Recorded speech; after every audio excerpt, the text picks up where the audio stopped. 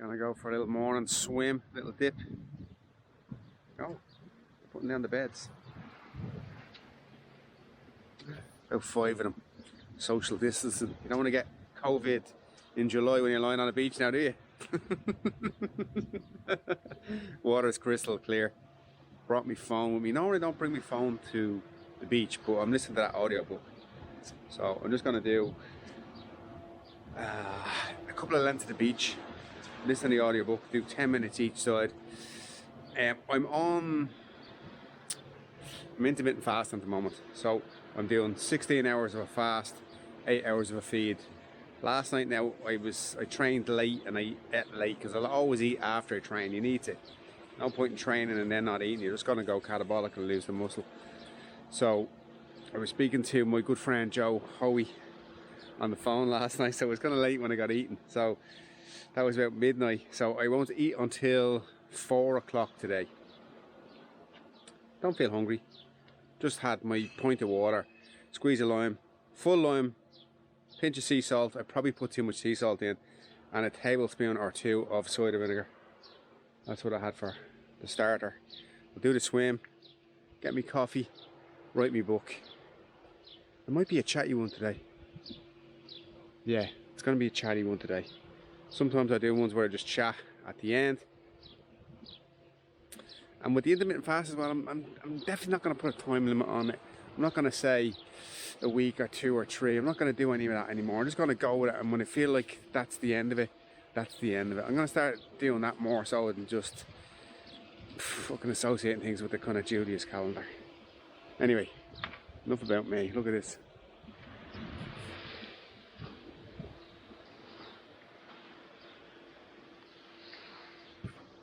Fucking no one here. I ain't complaining.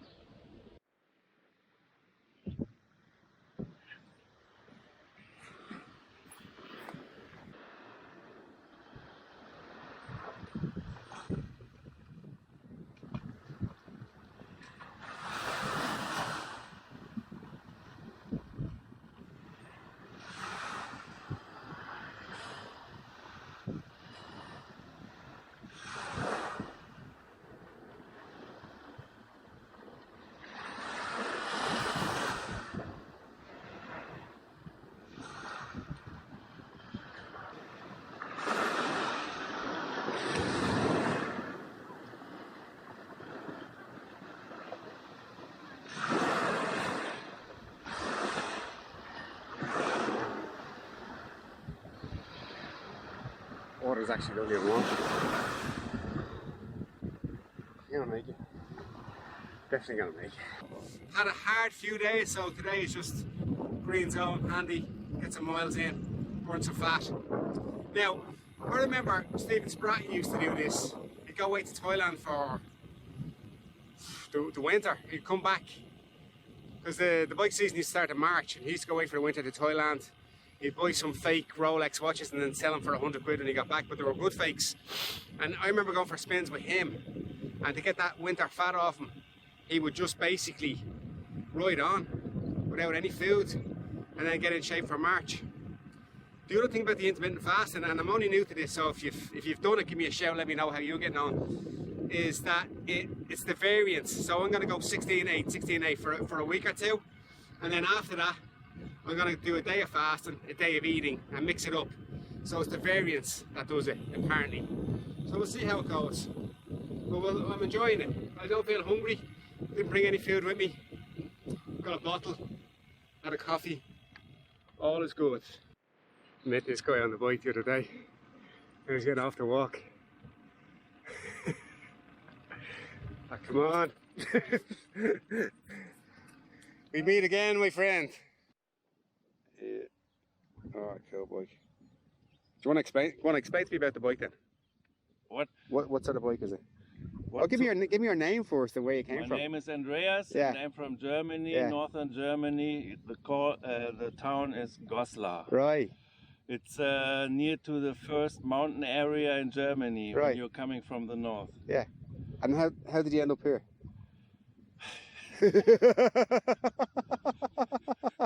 You guys will understand you, but not we from Germany with your slang. Yeah, well, that's it, isn't it? I like your slang, really. What's the rose it's for got the that? slang, the Irish slang, but it's not easy sometimes. So you got like, What's the Julian Assange thing? What's that about? Yeah, that's you know, in London or near to London, there's a prison called Belmarsh. yeah, And they took Julian Assange when he came out of the embassy from Ecuador. yeah, The U.S. want to get him. Yeah. And so the British caught him, and they are he's arrested, but he should be the one to be free.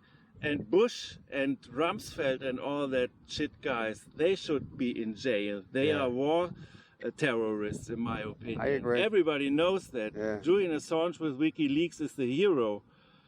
yeah. He stands for press freedom, and now the press freedom is in danger, in my opinion. I think so, especially like see with YouTube now. If you put a video up that's not you Unbelievable. get taken down. In Germany, Yeah. there are hundreds of cities where the people are demonstrating on the streets every weekend, every Saturday afternoon, and some of the videos are disappearing without reasons. Yeah. Some, I can tell you Censorship. stories. I can tell you stories.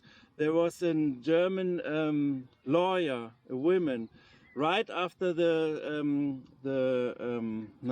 industry was the lockdown. Yeah, She go to the court and wanted to have the rights again, because our confession is in pause at the moment, and she wanted to get it back. What did they do? They took them. A normal lawyer. She did nothing wrong. yeah. They took her and took them to not in the jail, where the Psychiatric ward. Unbelievable. Only for one night, but Right. that was a demonstration for look what's going on. Yeah. Now we are different. Totalitarianism, Unbelievable. isn't In it? Germany, Yeah. 2020. Yeah, totalitarianism. Man. Yeah, it's going on. I met that dude like 3 days ago in Lagos. Normally I don't stop and talk to people. Actually, I never used to stop and talk to people. Jules is much better than I am. And I've always just kind of ignored people. But I'm changing my attitude, because you never know who you're talking to, you never know who Jesus is. And if you don't talk to anybody, or just go and introduce yourself to somebody for no other benefit, just to talk to them, you're never going to find out, are you? I went over to him because he had a trailer on the bike, and I thought it was interesting. And he said if he'd recommend anything on the bike ride that he was on, he would recommend the trailer or a talking point. It got people talking to him. Whether some people have a flag, this is where I'm from, but otherwise you're just a dude on a bike, innit? It's like a guy in a park walking around, or a guy with a puppy in a park walking around. It's going to be a different attitude towards people, isn't it? You'll start talking to him. You were the guy in the park. You just think it's a fucking weirdo, won't it? So yeah, interesting guy, Andreas. I gave him an email because obviously he doesn't do social, but he rode from Barcelona to here, and now he's stuck here. He just wants to go home. So I think he can go back on 2 more days. He's going to ride up to Lisbon, get the bus back to Germany. Interesting guy. Interesting guy. It was the first time he's ever done it as well, and it's something I want to do. Not on the scale that he's doing with a big trailer, but just go out and do it. And he said, like, it's brilliant. But when it comes to an end, it's like being at a party for too long. You just want to go home. The party's over.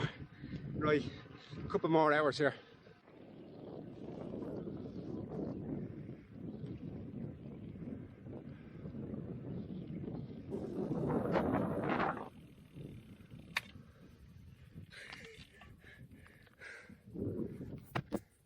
Who stole the fucking road? You ain't going back. That's where you need a gravel bike.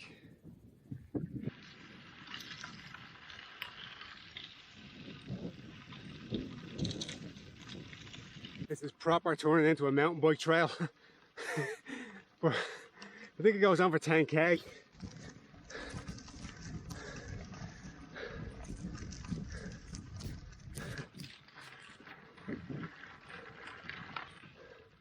but I'm too far in now to turn back.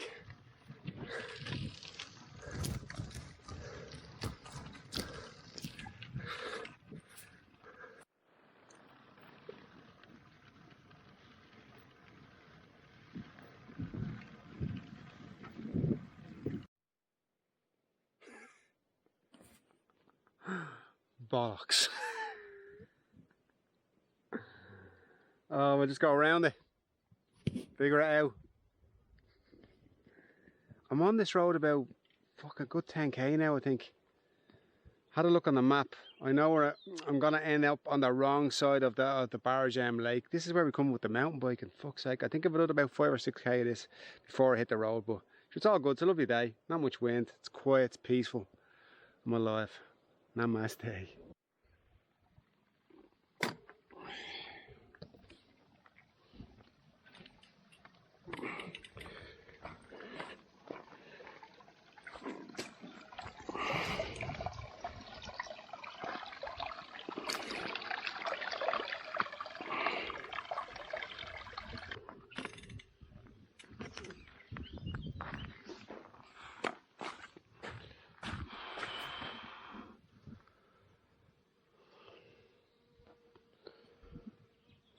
Fuck.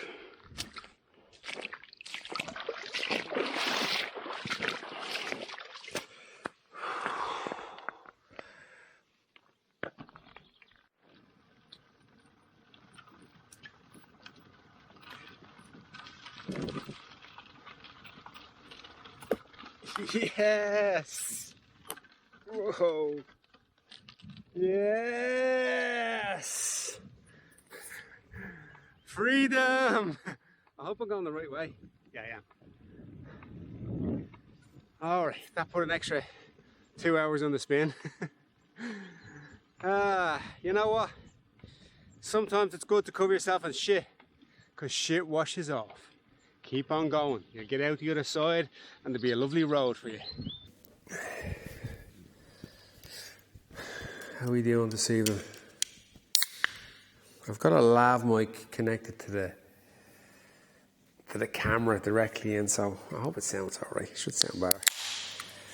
I'm having a Cristal, not the expensive champagne, but the cheap beer, 18.90. I was not aware it was invented in 1890. It's kind of nice. There was a couple of things I wanted to talk about tonight. One of them was, I met a couple of interesting people in the last few days, and normally I would not talk to them. Normally I would pass them by. Normally I would not stop and take the time and listen. Too busy telling my own stories. But normally I just don't do that, and I'm really trying. Sorry, I am really making the effort to stop and find people's stories. See what I did there about the trying? That's something that I have to stop saying. I'm trying. You're not trying. You're not doing it. You're not doing. Just do it. That's the message. So I met this guy in Lagos, and then I met him on the road. Interesting guy. And today I got an email from him, and he's already in France. And he'd kind of come here, got stuck here, couldn't get out, and he just wanted to go home. And he's 2 days after that bike ride, there he is in France, and he sent me a message on an email. I was really happy to hear from Andreas. So that was that. The other thing I wanted to talk about was my boyhood dreams. There's a great lecture called The Last Lecture by Randy Pouch. I've talked about it before. You'll get it on YouTube. And he talks about his boyhood dreams and how they didn't turn out exactly as he planned, and what the lesson was in the story. And I was going through some stuff the other day, and I came across some old photographs that I wanted to share. Because sometimes I tell a story, and when you see the photograph, then you kind of get, it actually did happen, right? So there was this. We raced in Africa, myself and Julian, and these photographs are from the last year we were there. It was probably about 20 years of age, 21 years of age, something like this. And I found these photographs, and it got me thinking about who the characters were and who played a part of the role or the story that we had when we were there. And like all I wanted to do was ride a Tour de France, and all I thought about was riding a bike, being dead by 40 and just going balls to the wall. That was it. That was the goal. I had no other goals in life, nothing else. No, nothing to do with women, nothing to do with drink, nothing to do with anything. I just wanted to ride the Tour de France. That was it. And I didn't. But the lessons learned along the way is what made me who I am. And being to west coast of Africa 3 years in a row for 3 months each time really kind of carved me in the sense where it took me a long time to get over it. It took me a long time to absorb the amount of information that came in, because every day was like a week. It just took forever. So 3 months was like 3 years. It really was. And I wanted to show you some photographs just to, I'll put them up on the screen. I'll show you them first. But we lived in this house, and the team was, there was two teams. There was Senegal and Chocoleka. And I rode for Senegal and Julian rode for Chocoleka. Or the other way around. I can't remember. But it was basically the same team, right? And there was this guy, we used to call him Willy Wonka. I can't remember his name for the life of me. He was Lebanese, and all the Lebanese ran the businesses there. And he was paying our way. And we rode for him. Julian rode on one team, I rode on the other team. And then we would win. Each week we would take turns of winning the races, me and Jules. And they would televise the races. He would pay someone to video it, and then they would sell it to the broadcaster. And they'd put out the video of me and Jules winning the races wearing his jerseys. And that was the deal. The reason why we call him Willy Wonka was he owned a chocolate peanut butter factory. And Senecal was a hot chocolate drink. And Chocoleka was a chocolate peanut butter spread. That was it. And all the kids were kind of brainwashed into shouting Chocoleka or Senegal, Senegal. When you'd ride by, the kids would say, because they saw it on the TV with us in the races. And it was kind of bizarre. But it was a strong contrast to the everyday man or how they existed. But I mean, Willy Wonka he had this factory, and all the machines were painted like ladybirds and insects and colourful stuff, and his office was all wacky, like Willy Wonka. And he was just this camp Lebanese, probably gay guy who was very quiet and insecure and had a lot of money and paid us to win the races. So the view from the gaff. So he paid for our flights, he paid for our house, he paid for our food, and then we won money in the races. And that was the deal. That's the view from the gaff. Now I'll put these up on the screen. I always like to take a view of the house, and it was basically just an industrial zone with all these old 40-year-old, 50-year-old trucks that people used to hammer on all day. I don't know why. And sand instead of tarmac. That's the front of the gaff. That's me bike. It was an all-soft bike. It was kind of like it was kind of suspended in the air, and it kind of bounced up and down. It was this kind of new thing that never really took off. Amadou Job used to work in he was one of our teammates. He worked in the factory next door. And one day I came out of my bedroom to find a monkey on his bike. There's a monkey there. And he'd got it as a pet and left it in our gaff without telling us. So I just woke up and, half asleep, going up to have my breakfast. There's this fucking primate in the fucking thing. And then every day we'd ride into town and get a few messages, or we went to a gym there as well. But on the way in, it was just bizarre. Like the fact we'd come back completely black, And I used to think I got a suntan and it all wash off, and all it was diesel. That's Jules going up the inside of a truck, and if you notice, it's on 3 wheels. This is the team mechanic. I asked Jules what his name was. That's the other thing, memory. He doesn't remember. I don't remember what the guy's name was, but he lived with us for a month or something, 6 weeks, when the last year we were there. And he was a team mechanic, and he worked in the hospital, and what he used to do was clean the surgical instruments, and he'd bring them home, and he'd have them in the gaff, and he as a nixer, a job on the side, he would do circumcisions. That was his little gig with all the surgical tools. One day we bought him a can of orange.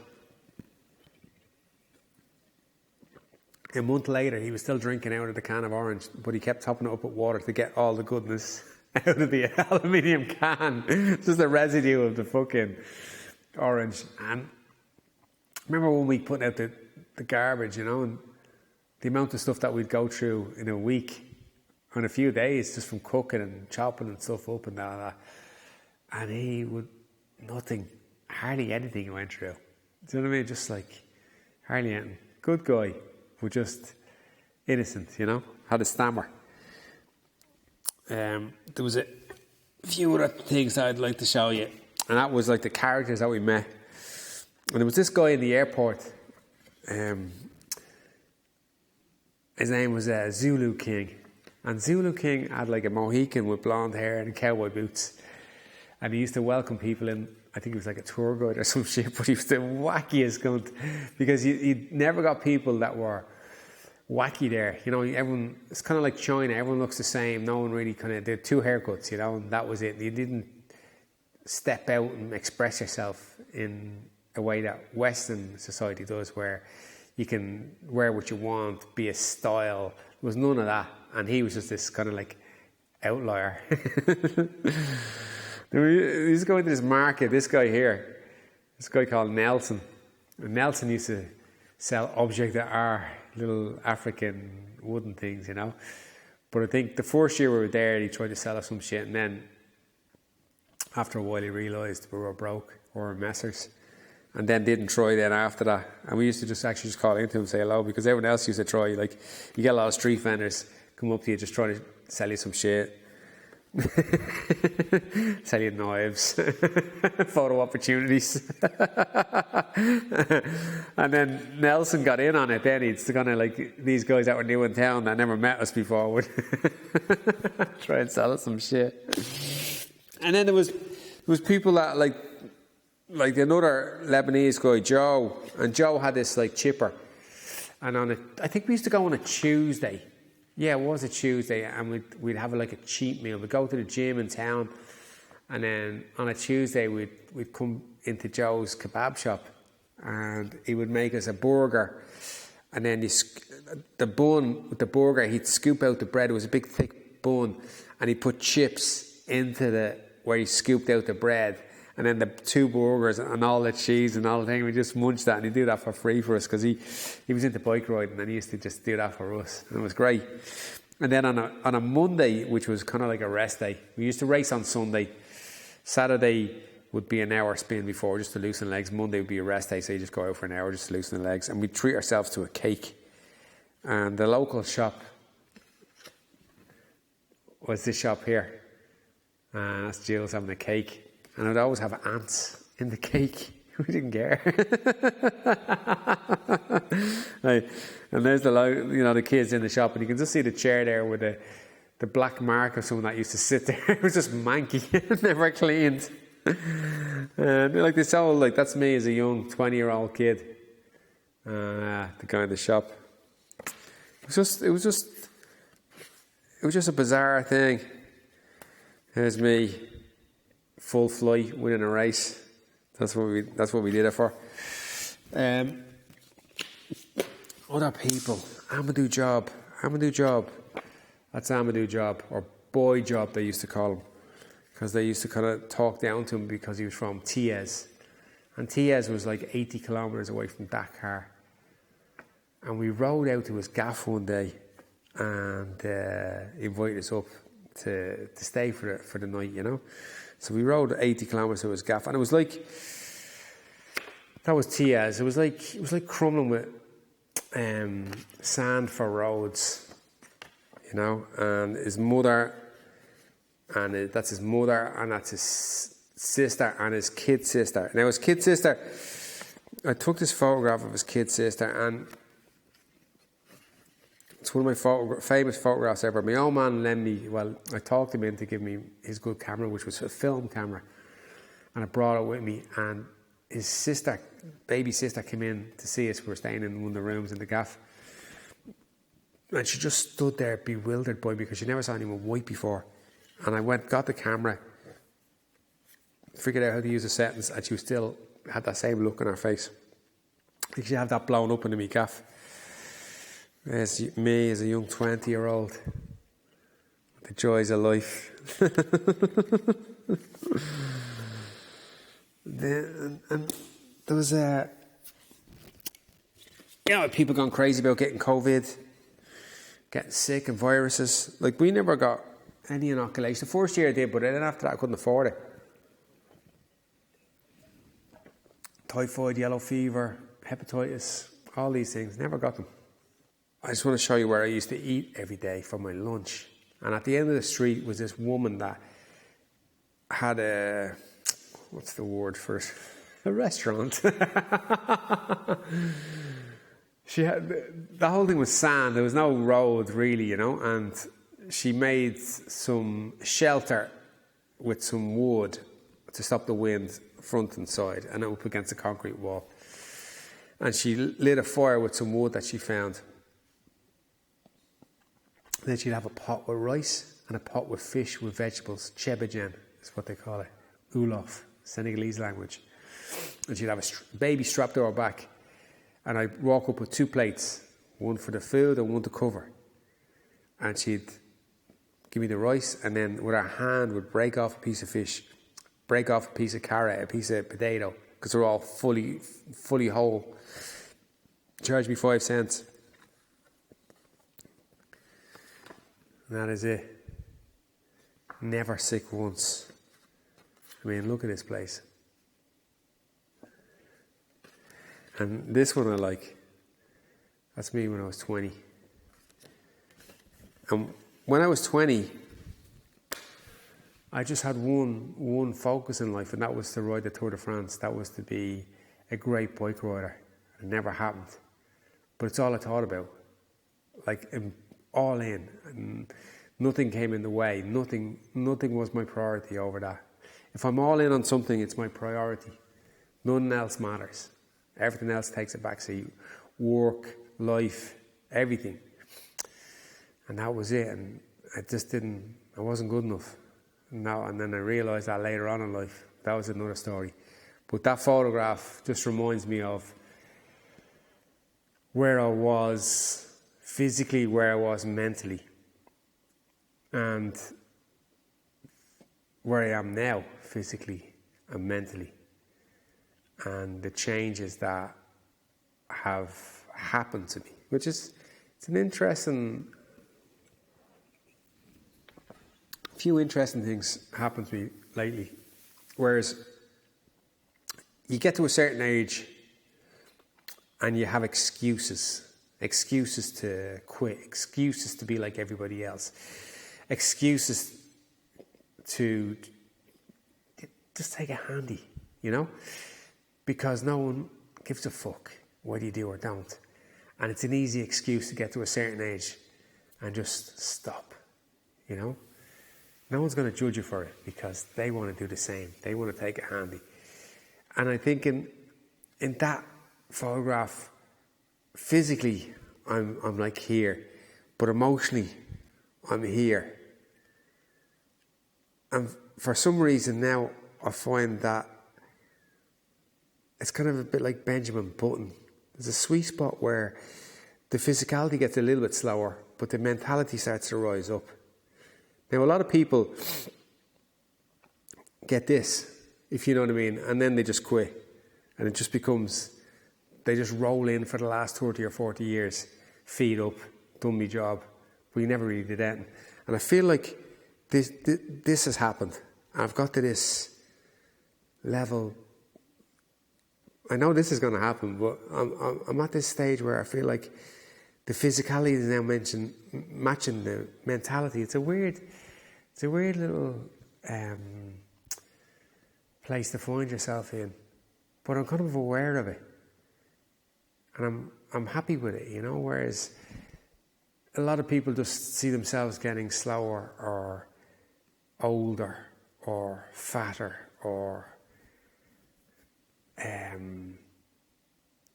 negative. I am old. I am anxious. I am fearful. You're not any of those things. they're just things that roll around with you, and then you just become them, right? If you keep saying it enough.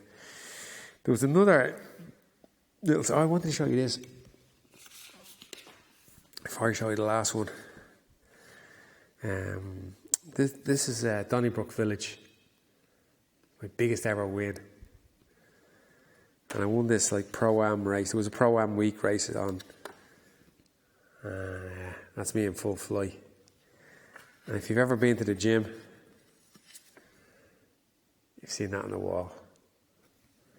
That's my previous carnation. The other one was the last one, which was the last story in this thing about Dakar, was this. That's the centre of Dakar. And it's a square. And that place taught me a valuable lesson. There was an evening race on there. It was probably one lap of it was probably about 500 metres, just a square. And they'd put on an evening race, and there was some French professionals over from France, obviously, and they'd been travelling around Africa racing. And we got there, and they recognised Jules, because Jules was a bit of a god in France. But they also recognised that they wanted to make life easy for themselves, and it was a 1 hour race. So we raced around until the hour's gone, and it's 5 laps to go. And throughout the race, every say 5th lap, there's a prime, which means there's a money on the line. So the French guys, they came over to us. There was 4 or 5 of them, and they realised let's team up with me and Jules, and let's choreograph the wins. Let's choreograph the primes. Let's choreograph the races, you know. And so they said, look, you win, we win, you know, instead of us all scrambling over it. And what was interesting was when it came to 5 laps to go, we never discussed what was going to happen in the race. And when it came to 5 laps to go, they went very quiet, and they ganged up on us, and they just beat us. And I always remember it. And I always remember that year I went to Guadeloupe. I came back in March from Dublin, and in April I went to Guadeloupe in the Caribbean. And I went to this little island called Marie-Galante. Small little island off the coast of a small little island. And guess who was there? One of those French guys. And guess who was in the break with me? One of those French guys. And guess who got ridden back over again? The French guy. I got my own back. And it was kind of funny, like how you meet a guy in the middle of nowhere, and then you meet him in the middle of nowhere in the same year, and it's payback time. And that was the lesson for me was not being so naive in the fact that if someone says they have an agreement with you, that they won't change their mind as they go. And it was the whole experience of Africa moulded me to a certain degree in my early adulthood, and made me hardened in a lot of ways, hardened to a lot of facts of poverty, a lot of facts of that being dealt a bad hand is just one of those things. Like the fact that you live in Europe, the fact that you have an internet, a phone, you can do whatever you want. The choices are endless. If you want to be a doctor, you can be a doctor. If you really want to do something, you can do it. But when you see the hand that people get dealt in because you were born in a particular town, you're never getting out of it. And I remember leaving thinking, like, I am never coming back here. I am never coming back here. I am never coming back here. Never went back. But I know the people that are there are still there doing the same thing, scraping, trying to make a living, you know. And yet people moan and complain and moan, but you've nothing to fucking moan about. And that's the fucking truth. And it was the dream never came true, but the lessons were learned. Nothing bothers me, you know. I remember being myself and Jules being homeless there, sleeping rough one night in the streets, you know. But we never complained. Just got on with it, figured it out, you know. And we never would say we were bored, even though the days were so long. You'll never hear me say bored. I'm not bored. How the fuck can you be bored? There's so much to do, you know. So it was a good introduction into the value of life. It was a good introduction to the other side of the coin. A good introduction into what hardship really is. I can't remember landing in the airport the last time and feeling something tap on my foot.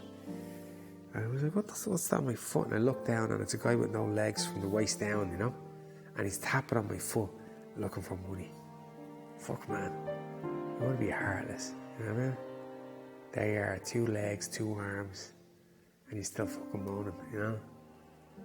So, yeah, it was good for a 20-year-old kid. No internet, no mobile phone, sent a letter, took 2 weeks to get there, and if they wrote the same day, you get one back in 4 weeks. And the rule was whoever got a letter, they read it, and then they give it to the other person. And that's it, you're on your fucking Todd, on your own.